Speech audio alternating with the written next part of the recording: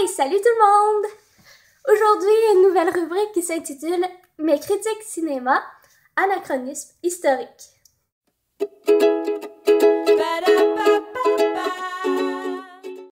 Aujourd'hui, on va parler du film 300. Nous sommes des Spartiates!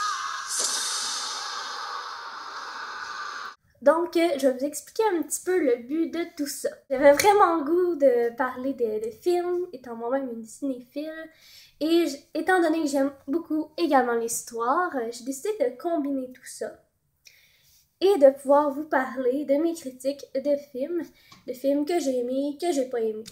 300 est un film que j'ai quand même beaucoup aimé, mais j'ai pu y remarquer quelques petits anachronismes. Quoique l'histoire se respecte bien en général. Donc, on va commencer par l'histoire pour ceux qui ne l'ont pas vu. Le film 300, c'est l'histoire du roi Sparte, Léonidas, et de son armée de 300 hommes, 300 soldats remarquables. À ce moment-là, il y a le roi perse, Xerxès, qui tente d'envahir Sparte. La bataille dans le film 300, c'est la bataille de Thermopylae.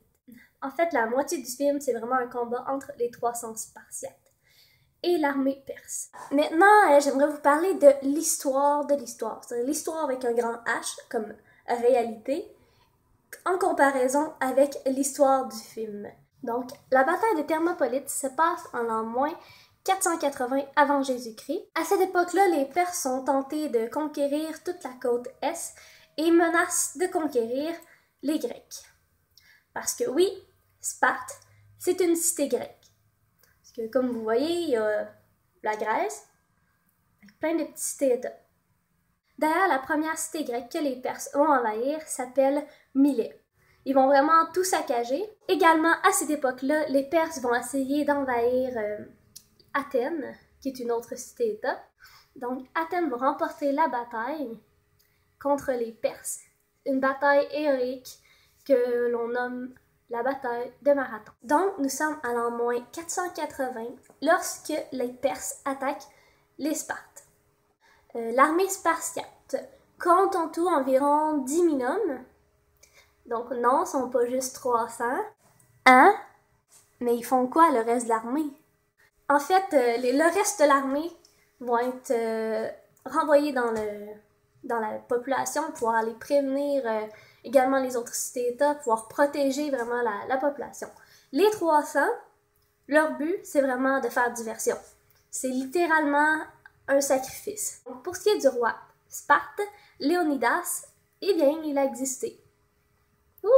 Du côté perse, l'armée est estimée dans le film à peu près 1 million d'hommes. Selon les historiens, leur nombre se rapprocherait plus à 65 000 à 200 000. C'est juste une façon de dire qu'ils étaient vraiment nombreux. C'est vrai, par exemple, que le roi Xerxès existait et que leur but c'était d'envahir la Grèce.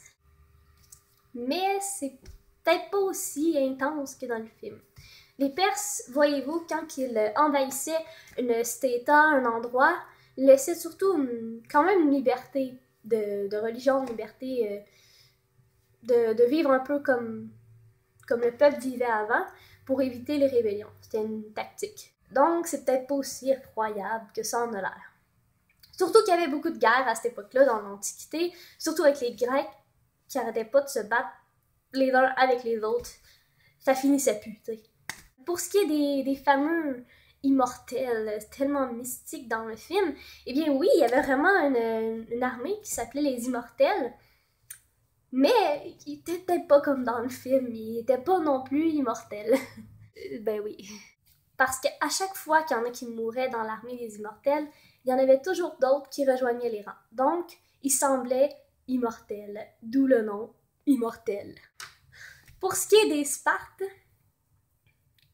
on voit au début du film vraiment un contrôle des naissances par rapport à qui va être le plus fort, puis vraiment les bébés faibles étaient tués. Oui, c'est sûr, le peuple Sparte était reconnu comme un peuple guerrier, mais on doute fort qu'ils utilisaient cette méthode-là, parce que on s'entend que c'était pas toute la population qui était des guerriers. Il y avait un peuple normal. Mais c'est vrai que leur armée était considérée comme une armée puissante. Pour finir un peu ça en beauté, Peut-être, j'espère que je vendrai pas de punch par rapport au deuxième 300 qui s'en vient. Mais au niveau de l'histoire, les Spartes n'arrivent pas à anéantir l'armée perse, mais ça va être Athènes, quelques temps plus tard, qui va faire ceci, avec une autre bataille tout aussi passionnante.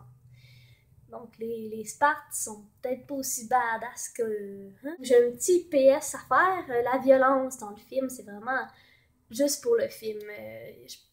Je doute fort qu'il y ait eu autant de violence. C'est sûr, c'est romancé avec le film.